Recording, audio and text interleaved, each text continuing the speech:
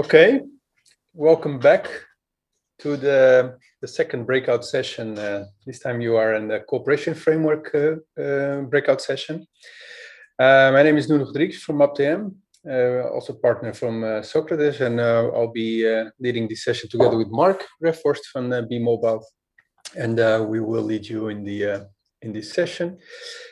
Maybe the next slide, we would like to know a little bit more who's on the other side on this session. So, and we've set it up a Mentimeter, which we would like to ask you to participate. So either using a smartphone or just a browser on your computer, you go to menti.com and you will fill in the code that you see on the top of the slide. And hopefully you can provide us some insights on from you, and we'll be a little bit more insightful about who are we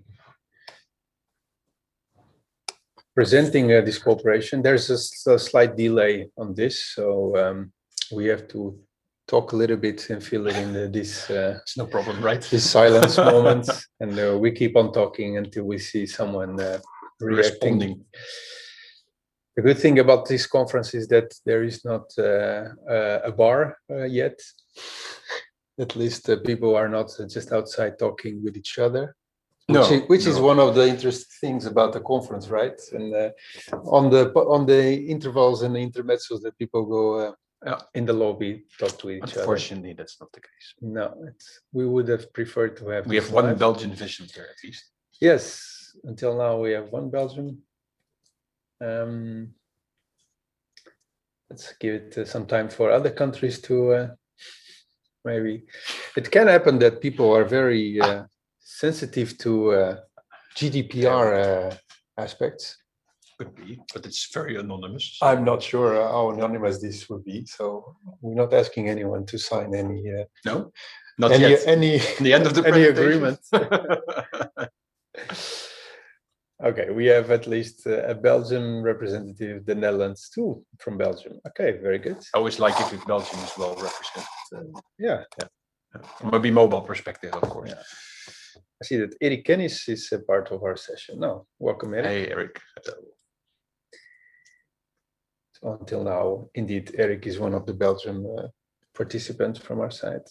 Okay, but shall we proceed? And then maybe other people will join. At least we have 4 participants. So we'll go to the next question about yourself, and we'd like to know what type of organizations you work for. Quite quickly. Okay, so we are. I think this is still. Well, there's still some people coming in. I think. Yeah. Maybe still running from the coffee machine back to the laptop to join our session. Yeah, that would be good. Yeah. So I hear there's 5 people. So there we have all the answers now. So now that helps. Now having a quite good mix between the public and the private, at least. That. Yeah, a little bit more public coming in. Yeah, that's good. That is good. And then maybe go to the next question, where we would like to know how familiar are you already with the Socrates. So we hope that now we are already a little bit more familiar, because you've probably already participated in the previous breakout sessions. But I see the crowd is growing. We have 12 respondents now, so that's very good. Most of you are quite familiar, actually, I see. Yeah. So I think the introduction was good. This proves that Tiffany's introduction, although there were some technical issues, sorry for that, of course, was very good, because at least, and well, of course, most of the people maybe already read our deliverables, so or at least part of it. And just try to see how many people are still present, Dennis. Can you see how much people? Okay. Good. Continue. Yes. So let's continue. Thank you for your information. It gives us a little bit more insights on how should we proceed, and maybe later to a more interactive part of this breakout session. For now, we would like to provide you some basic information about this cooperation framework, which is our breakout session about. If we could go back to the first slide, please. Thank you very much. So, well, you already heard today that all the Socrates partners, they all believe that we can have safer, smoother, and greener road transport, while using and combining traffic management services with the capabilities and the benefits of the individual traffic information and navigation services. And that's what we call interactive traffic management, or traffic management 2.0. And within Socrates project, the somehow still divided worlds of the public and the private side on the field of traffic management, they should come together, and this should create this win-win-win. That's what we believe. So, and a win for the road user in first hand, which would, we hope and that we believe that we'll get a better service. A win also for the road authorities and for the traffic management centers, which will get better insights about traffic, and they can implement more effective traffic management tasks and measures. And of course, a win for the service providers, which are able to provide new services and to their clients and to their end users, and also to develop new business opportunities. That's what we believe. And in order to facilitate this, we've created this cooperation framework, which defines, on one hand, three ways of working together between the public and the private. We call these the cooperation models. And on the other side, we also introduced the four intermediary roles, which should support and facilitate this cooperation work. The cooperation frameworks should be seen as a kind of a tool to support both the public and private to start up and to develop these new services, and also to set up some operational agreements between how to share data and how to manage this new service. And then, so in this breakout session, we will go very quickly through the cooperation models. We'll provide you some movies about it. And then later, we will also show you how to apply this to 4 pilot sites. And last but not least, we want to do some interactive,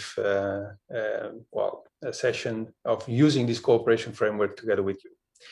So without further ado, the cooperation models. So the basic thing and the most important difference between the cooperation models is what we call the level of commonality. What is this? This is this refers to how integrated and how jointly does the public and the private work together, either sharing data, but also how developing new services and achieving their goals. This is how the main difference between the different cooperation models. And to start with the exchange data cooperation model, which is about informing each other, public and private or participant partners, in how to use data from each other, while using an agreed protocol. In our domain, in our traffic management domain, there are several and multiple data standards and protocols that are used for exchanging our information, but still there is not really sometimes a clear agreement on which type of standard that needs to be used, and also how do you apply it and how do you use it. So in this cooperation model, we try to agree between the different parties just on that, the agreed protocol and how to implement it. So simple as that. The second cooperation model that we've defined within Socrates, we call it the shared view. And the shared view is about developing a common view of the agreed information. So how does it work? Public and private data service providers, they make available their own data and their own data based on their own data sources. And they provide these to a network monitor, the first new intermediary role, which will be making use of this data to combine it and to create this common view. This network monitor can be fulfilled either by a public or a private party, depending on the use cases and the local conditions.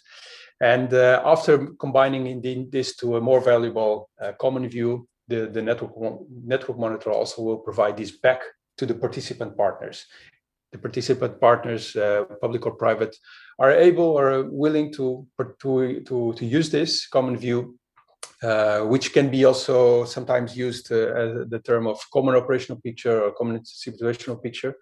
They can, at their own will, apply it or not to their own services.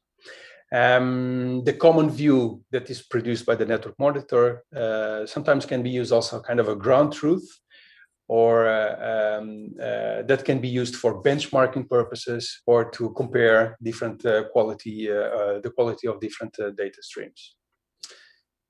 The third cooperation model that we produced within Socrates that we defined is what we call the coordinated approach cooperation model, and this is the most complex one. This is where public and private partners come together, and firstly they identify their common needs or challenges for a region or a network. And they also defined jointly common goals in order to tackle these needs and problems, and also to develop jointly coordinated services that can be used. In order to facilitate this new cooperation model, we've defined the 3 extra new intermediary roles. The first one is a strategy table. The strategy table is a place where the public and private come together, and they define jointly these goals and the needs that they have. The network manager is the role that picks up these goals and these challenges and applies it to a network, and then on a real-time basis identifies when there's problems related to these challenges, and also to identify the most suitable combined measures or actions to tackle these problems and to achieve the defined common goals. The last one is the assessor. The assessor is a role that takes care of collecting and giving insights about the performance and measuring the success and the impact of the service towards the goals and that we've defined, but also what is the contribution from each of the parties in the ecosystem to provide value and to provide impact to achieving these goals. So this, in a very much nutshell, about the cooperation models and the new intermediary roles, which is the total cooperation framework. Maybe to add, I think this of course on paper looks quite easy or relatively easy. Of course, a shared view, for example, in the second level, already requires private entity service providers, for example, to basically open up their databases and to give that insight, not just for their own situation, but to share that insight also with the others. And this already is quite a big step for service providers, of course, because they all have their own interest and they want to keep their own data private, let's say, because it's related to their own database and own services. So I think already in the second level and even more so in the third level of coordinated approach, we were already able in the Socrates project to breach the barriers that are there, and that to basically create a safe environment where the service providers could actually share their data in a trusted way within the project. So this is, I think, something that we need to mention specifically because it's quite a big step forward when you look at the situation before Socrates. Yeah, that's indeed one of the achievements that we want to also to bring outside of Socrates, and to hopefully that will be picked up in other initiatives. Definitely. Thank you, Mark, for this. In order to bring you a little bit more further into this cooperation model, we have a video which will give you some a little bit more insights on about how to apply this. So you can go back to the video. The interests of road users together as a group can be different from the interests of an individual road user. There is, for instance, a collective interest to make traffic safer, more sustainable, and more accessible. However, an individual's personal interest may be to reach their destination as quickly as possible by the fastest route. But if everyone does that, there will no longer be a fastest route, and everyone will end up taking longer to reach their destination, undermining the collective interests. That's why we started Project Socrates. This framework supports data exchange between different partners, helps enrich data for creating a shared view, and coordinates actions of traffic management centres and service providers. The Network Monitor and Network Manager are new intermediary roles introduced by Socrates. In the Network Monitor, data is collected and data sets are completed. The data is then distributed. The Network Manager detects any problems, devises solutions, and requests traffic centres and service providers to activate certain services. For example, to avoid a particular route because a traffic jam is expected, or to prevent a traffic jam from occurring in the first place. The service providers translate the network manager's general service request into concrete route advice for the user. Traffic management centres also translate the information into alternative routes to avoid the problem. Two other roles introduced by Socrates are the assessor and the strategy table. The assessor ensures performance monitoring and the neutral assessment of the impact. The strategy table determines the KPIs of the cooperation. By bringing together public-private goals, taking joint action and developing a common language, sustainable cooperation can emerge so that the road user and community is best served. So, get started now with the Socrates framework. For more information, check the Socrates magazine. Je kan gelijk beginnen.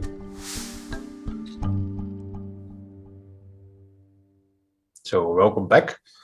I hope that the movie clarified a bit this cooperation models a bit in more detail also, and also in this movie you saw even the most complex model also. So and also the roles that are involved in this cooperation model. So to make it even more practical and to apply it even better, we would like to give you a couple of examples of use cases basically that were in the Socrates project in different pilot sites, and that were implemented in these different levels, because that, I think, that's the best way to show and to explain how these cooperation models work basically. So we're going to give you some examples of actual speed and lane advice in the, let's say, the lowest level, which is the exchanged data, and let's start with that one. So this is just exchanged data. It's basically just public road authority sharing data with service providers so that service providers can inform users accordingly. And a good example is actual speed and lane advice, a good example of a use case, because although it might seem quite straightforward that this information is available and that road users get this information, it's actually proven also in the Socrates project that it takes some effort to get the data available in a good way, in a high quality way also, to make it usable for service providers. So in this use case, we actually created a data stream from a public road authority in different pilot sites, where on the one hand we have the actual speed information, so the maximum speed, and this is a dynamic thing, so it's not just a static speed, maximum speed, but also a dynamic maximum speed based on the lane configuration or the road traffic situation. And then we are able to inform the drivers also that they are approaching, for example, a closed lane, or that there's an alternative maximum speed or lower maximum speed due to the traffic situation, and warn them about this in time, and also give them a bit of information up front before they actually reach this specific location, so that they know, okay, the lane configuration is going to change. I can already change lanes now to prevent from getting in a long line at the end of the lane where the lane is closed, let's say. So I think this is very useful information, but it's a very straightforward use case, but very useful also for the road operator to be able to communicate this to service providers and road users, aside from showing it on the VMS signs, of course. So then the next one, which is a more, let's say, a more complex cooperation model, is the second level. So if we can go to the next slide. Yes, great.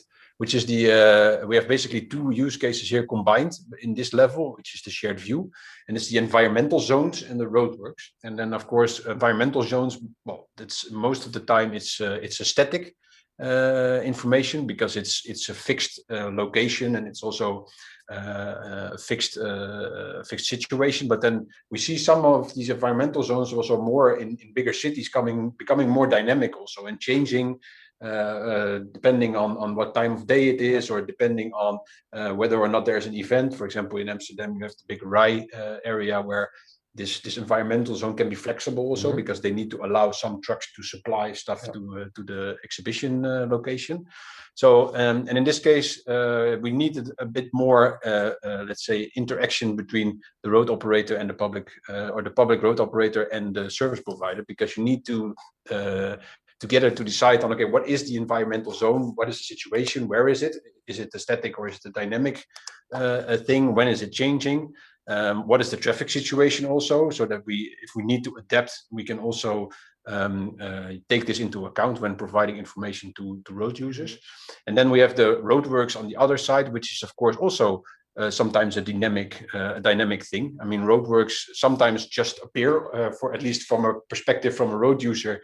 All of a sudden, there's roadworks because, for example, there's an emergency fix to the barrier, for example. So in that case, we need to coordinate between public and private. Okay, what is the traffic situation? The roadworks have been set in place. Are there actual roadworks on the road? So is it not just a planned roadwork, but are people actually working there? Is there an adjustment of the maximum speed? And we need to exchange this information and come to, let's say, a common view of the situation in order to be able to communicate this to road users in an effective way. So this is what you see on the right, where we warn drivers actually that there are roadworks and also warn them about the fact that there's an adjusted maximum speed due to these roadworks. So I think this is a good example of the shared view level of operation model. And then going to the next one, which is the most complex one, actually, a coordinated approach where we need all the different roles. So we have the strategy table, the network manager, assessor, and the network monitor in place. A very good example of this is a smart route advice or a smart tunnel service. It's also called smart tunnel service that we did in the Antwerp pilot site, where the basis was basically to determine together, so public and private, to determine what are the goals. And the goals were to distribute the traffic more evenly throughout, let's say, the Antwerp network. And then the Antwerp network is quite complex, but it basically comes down to two places. There are two places to cross the river. One is the Kennedy Tunnel, which is a tunnel which is free of charge, and you can just pass through it. All the traffic can pass through it. And then we have the Liefkenshoek Tunnel, which is a toll tunnel. And then, of course, the aim and the goal was for both the service provider, but also for the road operator to distribute the traffic more evenly between these two, let's say, river crossings. And then in order to be able to do that, first you need a common view on the situation. So you need to see, okay, what is the actual traffic situation? And is there indeed, let's say, a blockage, for example, in the Kennedy Tunnel? Is traffic getting jammed there? Is there a buildup of traffic jam in this location? And if so, we need to move more traffic towards the Liefkenshoek Tunnel. But of course, then the Liefkenshoek Tunnel is a toll tunnel. So not all the road users will be willing to take the toll tunnel because they have to pay. Right. Yeah. So here the network manager comes in place and comes in play and basically says, okay, we need to distribute more traffic towards the Liefkenshoek Tunnel. We can basically give the road users the option to use the Liefkenshoek Tunnel free of charge, because we see the situation is rapidly getting worse. So we need to act, and then they are able to they will get a message if they plan a route. If you can see that here in the screenshots, if they plan a route that goes via Antwerp, then they will get the option to have a free passage in the Liefkenshoek Tunnel, free of charge. And then a voucher is sent to their email, which is basically a QR code. And then when you come at the toll gate, at the Liefkenshoek Tunnel, you can actually show this QR code and get a free passage to the Liefkenshoek Tunnel. And this, I think, is a very good example of a clear win-win-win, because it's basically the road user, they have a benefit because they can have a free passage through the Liefkenshoek Tunnel and go in a more efficient road around Antwerp. Then the road operator wins because he's able to use this service to distribute traffic between the different tunnels. So, and then, of course, also the service provider, because they can offer a better service to their end user and maybe even get a small incentive from it as well, depending on if you're able to distribute this road, the toll also a bit. So I think it's a very, very nice example of the most complex cooperation model. And one thing that's also important there is that there's also an assessor in this use case, because of course you need to assess indeed how many people have been redirected to the Liefkenshoek Tunnel, for example. So what is the impact? And you need to, so that the road operator also sees, okay, I have lifted, let's say, the toll charge on the toll tunnel. Was this effective? And did we manage to distribute the traffic better over the network? And there was also different approaches from different service providers. Yeah, true. So we were working with multiple service providers, supporting the common goals of redistributing the traffic. And then comes the assessor in a more independent way that can evaluate the success of different services, the impact of different services. Yeah, true. And I think we have a movie specifically about this service to give you a bit more detail. The movie is in Dutch, but it's been subtitled in English. Publieke en private partners die samenwerken en informatie delen om weggebruikers nieuwe en betere diensten aan te bieden. Daar draait het om bij het Europese project SOCRATES2.0. Een van de pilootprojecten vindt plaats in de regio Antwerpen en wil iets doen aan de oververzadiging van de Kennedy-tunnel op het zuidelijke deel van de Antwerpse ring. Door daar een deel van het verkeer weg te houden en het aan te sporen om via het noorden te rijden, via de Liefkenshoektunnel. Digitale vouchers voor een gratis rit door die toltunnel zijn dan een duwtje in de rug. Laat ons eens kijken hoe het werkt. Peter moet vandaag naar Braschaat en geeft de route in zijn navigatiesysteem. Van bij hem thuis in Zelzaten wordt het een stevige rit. De E34, de Antwerpse ring, dan door de Kennedy-tunnel en verder door naar Braschaat. Met dagelijks 80.000 voertuigen per richting is de Kennedy-tunnel de drukste tunnel van Vlaanderen. Ook vandaag dreigt Peter zich daar weer vast te rijden. Nochtans heeft hij een mooi alternatief, de Liefkenshoektunnel, want daar bolt het verkeer vlot. Zijn navigatiesysteem weet dat en wil hem weghouden van de file in de Kennedy-tunnel. En dus krijgt Peter op zijn navigatiesysteem de suggestie om zijn route bij te sturen via de Liefkenshoektunnel. Dat is sneller. Peter accepteert die route en krijgt daarvoor een voucher toegestuurd waarmee hij gratis door die toltunnel mag. Het kan ook via een navigatie-app op zijn smartphone. Bij de tunnel scant Peter zijn voucher bij de tolpoortjes. Hij rijdt gratis door de tunnel en volgt voort zijn route naar Braschaat. Daar komt hij mooi op tijd aan.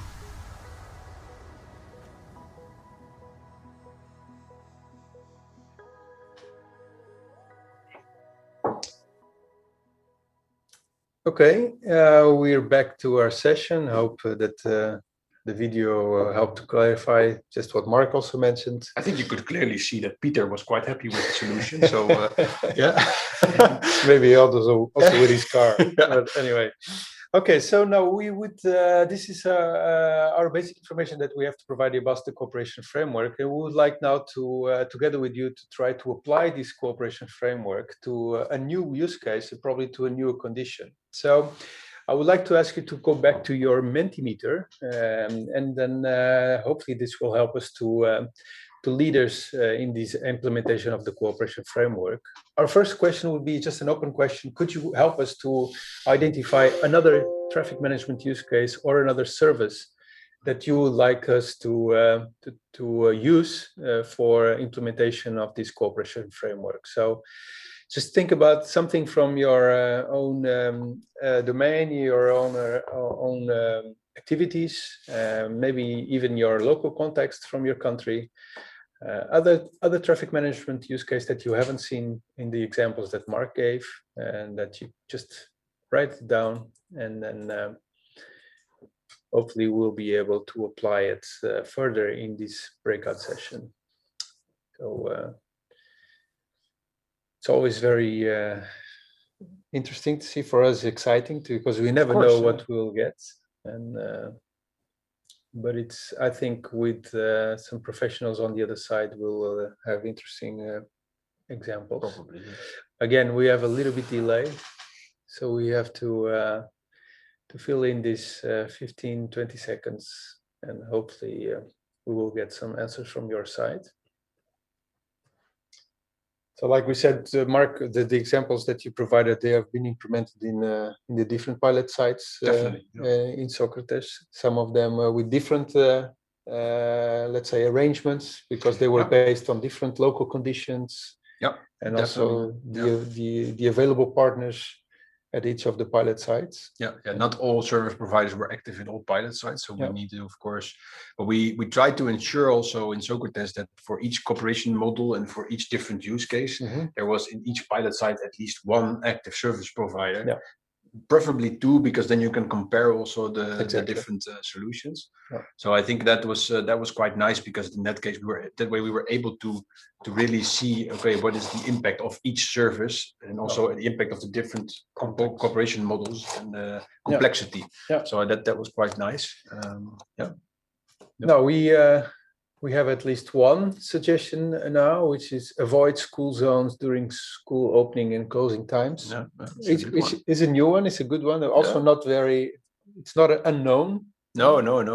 It's quite and it's I think a very, let's say, also socially a very important one, of course, because you never. Well, also service providers don't want to incentivize using routes that are passing school zones, for example, during opening hours. So you see there also kind of a benefit for service providers. Of course, yeah, a social benefit. Yeah, because of course, for us, also for our image, for example, as Flitsmeister or B-Mobile, you do not want to encourage people to use. We saw a lot of news messages also in the media about Google Maps, Waze, but even also Flitsmeister and other apps basically redirecting people through these school zones. So that's quite I think a big challenge. Issue. It's a joint challenge, you would say. Challenge, yeah. Sure. Okay. Yeah. So we have other ones. Let's switch to public transport and destination. PNR type of. Info on return options required at start. Yeah. Before getting stuck in traffic jam, parking search. Okay, that's interesting. The other one is roadworks wider area rerouting, so not a local, but more on a wider, more network type. Not network type of reworks rerouting, and then rerouting heavy traffic in city centers in rush hours. That's also an interesting one. They're all very interesting, and I think it's good for which one we could. And I think they all have different. Can be applied different aspects for the cooperation models. True. Yeah. Like you just said, to avoid school zones, you see also maybe some interest and some value for private services to get that information. Definitely. And to avoid the school zones. Roadworks wider area rerouting.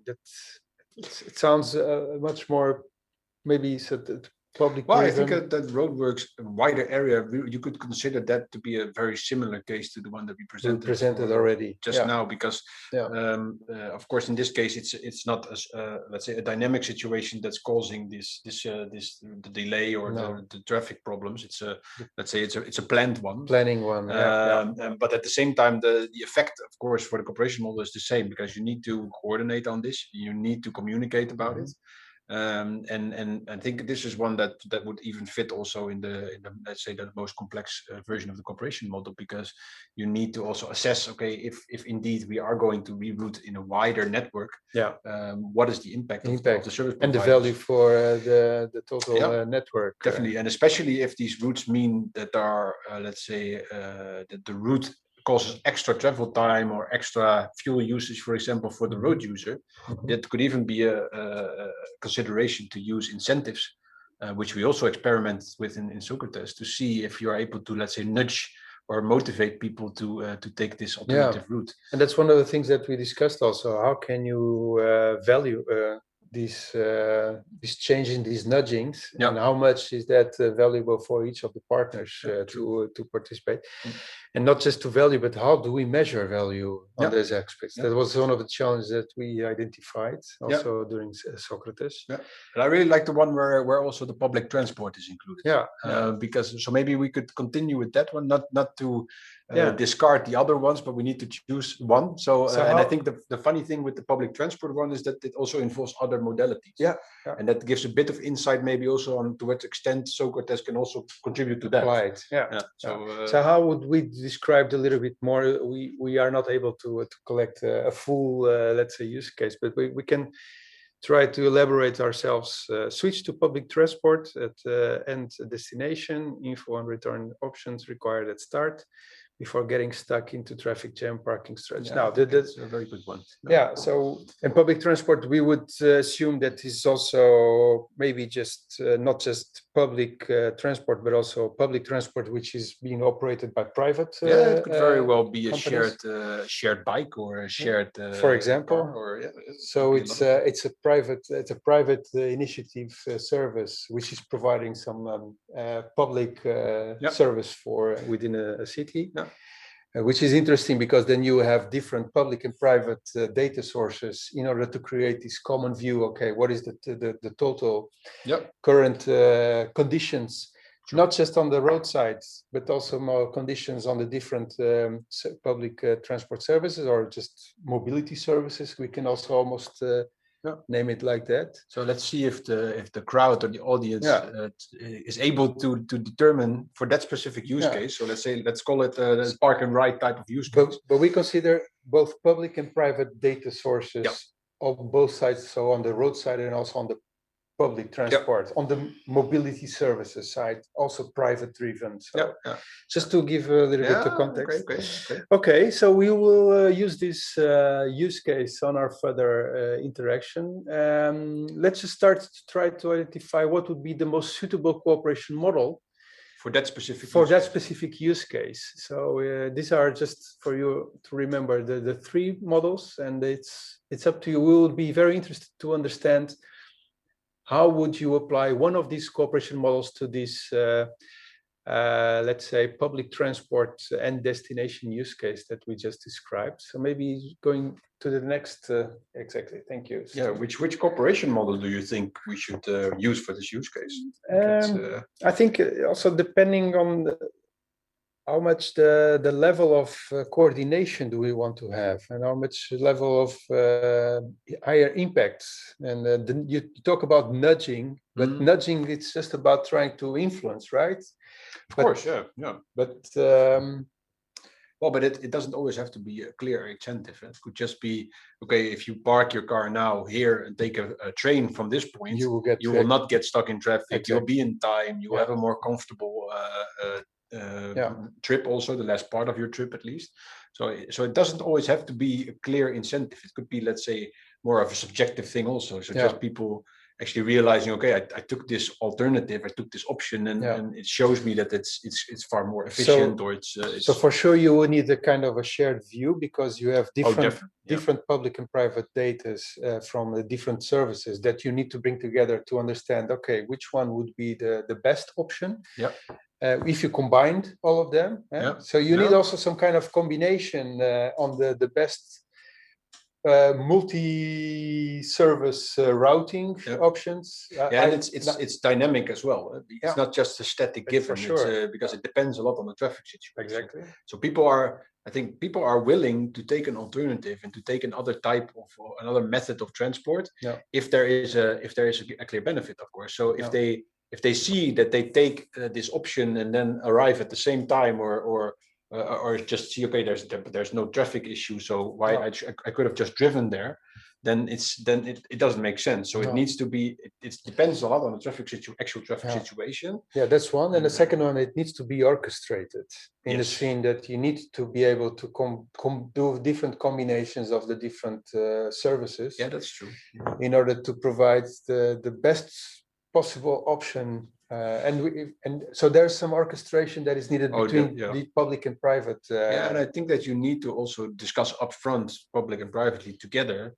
Okay, to what extent is there even an alternative available? Which alternatives are available? What can we offer? Because sometimes it could also mean that the road operator says, okay, we think this is so important that we give the train ticket for the last part of the trip, for example, completely for free, or for a limited price. So I think that and then we get some answers about this. It is a coordinated approach, at least the way we are describing it, and maybe I think it is. I think it is. We are not exaggerating when we say that we really need to have a good combination between public and private. Yeah, because I also saw that the person that actually gave that input also mentioned that the info and return options required at the start before getting stuck in the traffic jam. I think that makes it also a very dynamic one. And you need to basically discuss with public and privately and cooperate on, okay, to what extent are we going to offer which alternative also for the way back. So you need some principles and some technical functional principles how to set up this service. So I agree, I think, with most of the crowd that this would be a coordinated approach. Okay, we'll go further with that. Let's go to the other components of the cooperation framework, which is what are the, let's say, the supporting intermediary roles in order to fuel this coordinated approach cooperation model. So this, just to remind you, we're talking about the network monitor, network manager, strategy table, and assessor. So let's see for the next slide if we would require a network monitor, and I think we do, about this common view about the current and expected conditions, situation, both on broad and on public side. But do we think this is a public network monitor, a private, or it could be public or could be private? And we found out that this has to do a lot of it also sometimes a little bit about the local context. Yeah, it's very location specific. And how far are different countries or regions in their digitalization of mobility, and how far are public authorities already, let's say, empowered in order to fulfill such a role. And also to what extent are they already using private services to guide, let's say, the visitors to a city, for example, because we see examples of Antwerp, for example, which have quite a nice system in place, which is their Smart to Antwerp system, let's say, which allows you to use different modalities to get into the city, and they are also very strongly, from a policy perspective, focusing on that because they want to get this car out of this. And I think almost every major city is trying to get this car out of the city and trying to find another solution for that. Yeah, it depends also how big is the problem, right? Yeah. And how big is the social problem to it. While we're still getting your answers on the network, we have a question on the chat box from Torsten. Hello, Torsten. The untapped value of cooperation provides room for the role of intermediaries. Yes, indeed. Is openness of data in this way narrowing down the room for intermediaries? As the internet has largely killed intermediary roles. That's interesting. That's interesting. And it's one of the details that we identified. Which sharing data is not just a given. No. Sharing data comes with some principles, comes some practices that needs to be agreed, and that's what we found out also within Socrates. You need to have the sovereignty and to have some principles in how do we going to share and to make use of it. I think that's also the biggest challenge if you look at the scalability of these services outside of Socrates, because Socrates, of course, created a very safe environment for service providers and public entities to give each other some insight in each other's data, to share some information. And this, of course, is a very important aspect of the success of these use cases. But it's only possible if you have this trust in place. And then, of course, a project like Socrates offers this trust. But this is not the case in a real life situation, let's say. So we do need some trust framework that we also discussed in Socrates in order to be able indeed to have almost this open data between partners exchanging. So I still think that an intermediary is still a valuable part.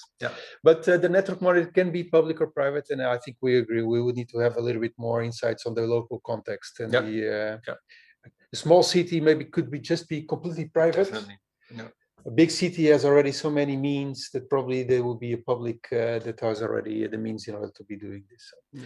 Okay, so the next role would be the network manager, because that's something that we identified in the coordinated approach.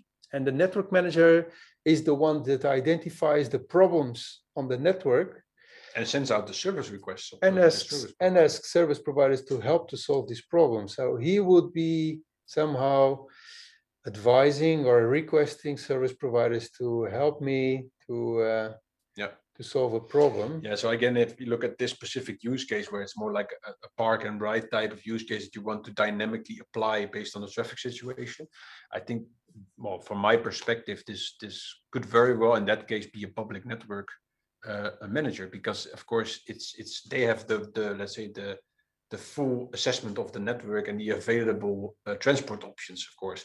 And there are not many service providers, especially looking at the private perspective. There are not so many service providers that are able to offer different types of modalities or that are supportive to different types of modalities. Not yet, you mean, eh? No, it's of course what we are all, let's say, the holy grail of mass mobility as a service.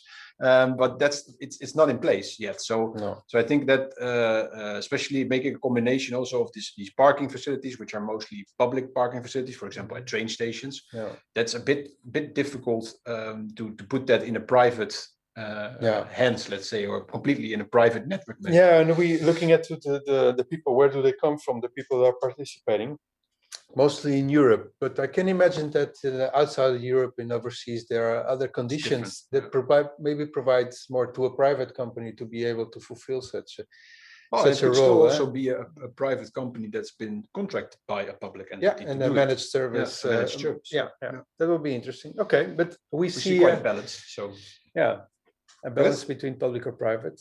Very good. We can go to the next one. If we go to the next one, pushing for time. So would we need a strategy table, a place where the public and the private service providers and data providers will come together and to identify common problems and common needs? Clear no. Yeah. And the strategy table is not a one-time show. It's something that we define that as an event or a meeting that periodically all the partners come together and they look at what's happening in our network, how good and how successful are we in achieving our goals, and can we do still something to improve the impact of each one of them. So that's the place. It's kind of also the role of an orchestrator, kind of, or more on the business side, I would say. Yeah, maybe to well, looking at the time also, I think this one could really benefit from a strategy table. Yeah, I think so too. You need to decide, okay, which parking location are we going to use in which situation, which mode of transport are we going to use in which situation, to what extent can service providers contribute in this and offer the service that is needed. So definitely you need this kind of, let's say, coordination. Yeah. So in order to support the strategy table with the right insights also about the performance, and that's the next question. I think the next question would be an obvious one. Do we need an assessor? Do we need an assessor? That's for this one. For this one, and the assessor. We basically already gave the answer. But I think that will be something that will be necessary in order to fuel with data and insights, data-driven insights to this coordination and this orchestration. Okay, we are 1 minute over time. Yep. And Mark, thank you very much. Thank you. And this was our breakout session. Thank you very much to everyone who participated in this breakout session. This will be available on video, I think. Yeah, and the Socrates magazine, of course. And if you have any questions, please join us at the cafe after the conference, and we can provide you maybe some more answers to this. Yeah. Thank you very much, and have a good conference. Bye-bye. Thank you. Bye-bye.